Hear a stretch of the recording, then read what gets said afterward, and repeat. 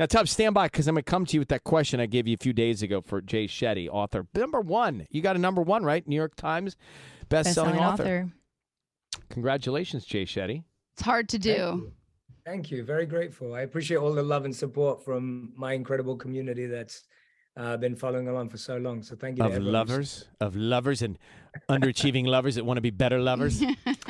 How to find it, keep it, and let it go. It's a great book to keep by your bed, just to refer to. But Jay, so it's like segment 2 with Jay, a day later, and we were talking about the intimacy pyramid yesterday. Today we should start, Sisney, you brought this up, about fighting styles between couples. Sisney, how would you describe the fighting dynamic between you and your husband? Well, we've been married for 9.5 years and together for, 13 going on 14 years. And we're both pretty stubborn. I would say I take the reins of being more stubborn, and it's very difficult for me to apologize first. He always apologizes first, and that's kind of the style, I guess, when it comes to our fighting. To give you the cliff notes. So, yeah, I don't know. When it comes to, are there different types of styles? Can we be better? Like, what is your take? Yeah, absolutely. Absolutely. I love what you just said there. It's amazing the patterns we get into, right, over long relationships. And when I first started dating my now wife, and we'd argue, and obviously we still argue, but when we used to argue before, I used to be the person who wanted to solve it and fix it now. That's like right? him. I wanted to figure it all out now. And my wife didn't want, well, at that time, my girlfriend didn't want to talk to me for 2 days, right? She and that's me. Mm-hmm. She wanted to think about it. And that's at the start of our relationship. I used to be like, well, I care because I'm standing here. You must not care because you're not here. You're walking away. And I used to take that quite personally and think, well, you just don't care about this relationship. And if you asked her, she would say, Jay, I do care about the relationship. That's why I need space. That's why I need time, because I want to be reflective about what I say to you. And that's when I discovered that there were these 3 fight styles. I'm the venter, which means I want to talk about it, fix it, and solve it right now. My wife's the hider. She needs time and space to think about it. And then there's a third one called the exploder, which is where the person wants their emotions to be heard, felt, and seen. Now, none of these are good or bad, and none of them are bound by gender. We can all be any of them.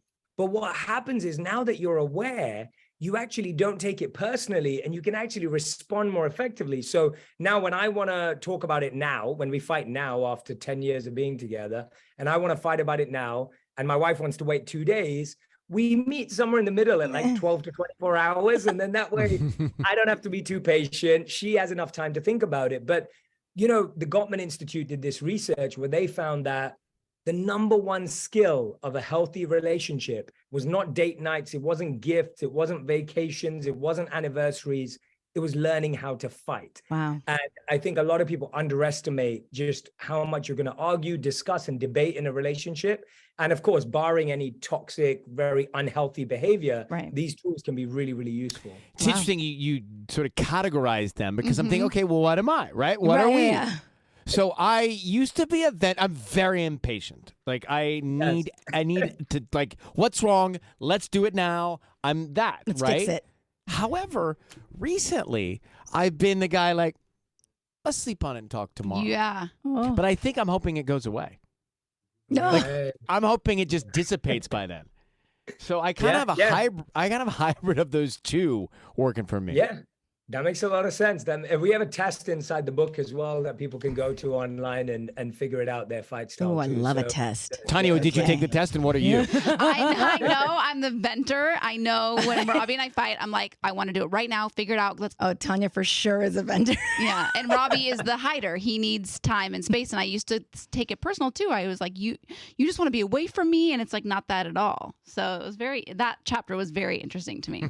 Now, we also fight on this show. How do you recommend we get through our day here? That's true, because when Tanya and I have gone into arguments, it's the same way. Like, I don't want to talk, and she wants to sit down and go to lunch and talk it out. And I'm just like, oh. She wants to fill out a workbook and then review her answers over lunch. It's the same thing. We don't even eat lunch.